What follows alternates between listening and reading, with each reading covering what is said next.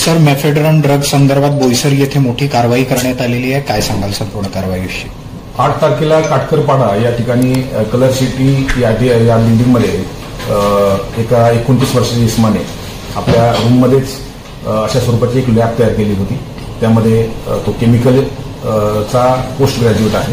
त्यांनी मेफेड्रॉन बनवण्याची संदर्भातली संपूर्ण जी प्रक्रिया आहे ती आत्मसात केली होती.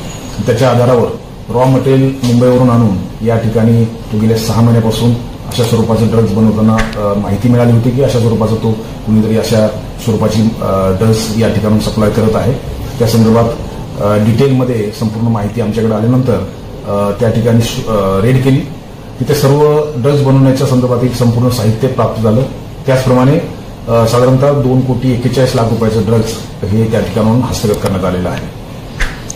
सर, एकूण किती आरोपी आढळले आहेत आणि बॅकग्राऊंड काय आहे आरोपीचं? हा MSc केमिस्ट्री झालेला व्यक्ती आहे. यांनी वेगवेगळ्या कारखान्यामध्ये वेगवेगळ्या पदावर काम केलेलं आहे. गेल्या 1 वर्षापासून तो कुठल्याही कंपनीमध्ये काम करत नाहीये.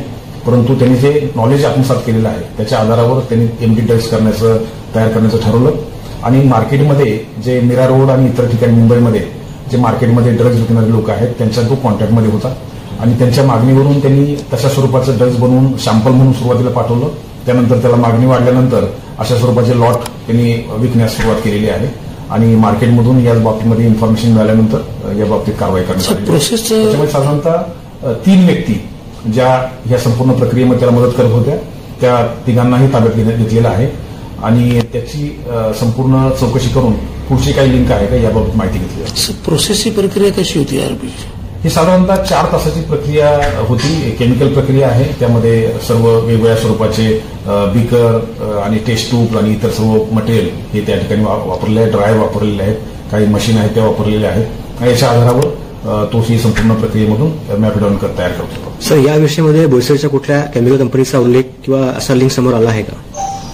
कंपनीचा उल्लेख नाही आहे. त्यांनी वेगवेगळ्या कंपनीमध्ये काम केलेलं आहे त्या संदर्भातली माहिती समोर आलेली आहे. परंतु कंपनीचा डायरेक्ट त्यामध्ये इन्व्हॉल्वमेंट कुठल्याही स्वरूपाचा या स्टेजला तर कुठल्याही समोर आले